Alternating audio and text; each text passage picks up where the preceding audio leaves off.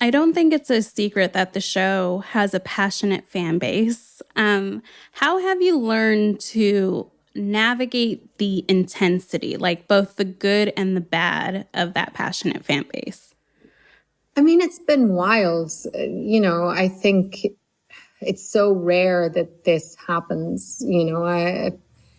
There's so few shows that sort of cross into that, whatever that space where you have this sort of huge fandom that is as passionate as ours is. And it's, I think you always have to remember that this is a very privileged position we're in. And it's a real privilege to be part of a fandom like this. And, there's so often, I'm just blown away by the generosity and the community. And I think especially now, you're so aware now that community, even virtual communities, are so important. And it's so lovely to see the connection that so many people have.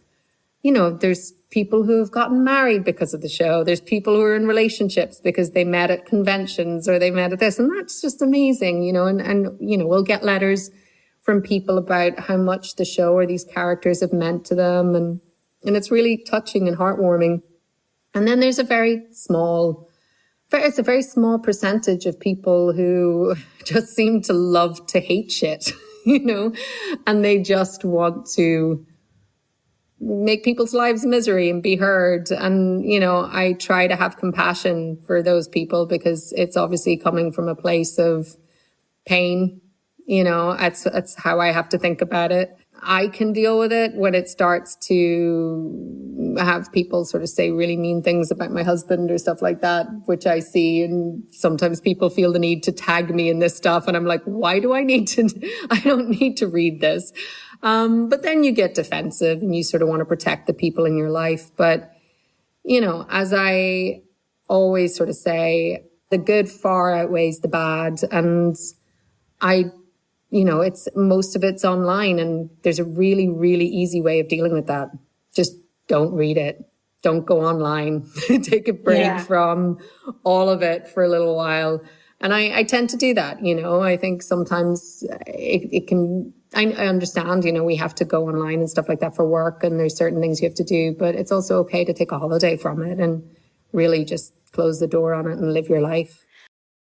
You recently posted a statement on Twitter where you open up about, some bullying and harassment that you've received. And I wanted to take this time to sort of ask you about that. I think it might be helpful for listeners to hear from someone about this kind of bullying and that, it could happen to anyone at any time. Yeah, I think it can, and I think to be honest, everyone, you feel like a target at times, especially on social media and on the online world. In my situation, I think I've made a statement about it. I don't really want to talk too much about the details because it had escalated beyond that.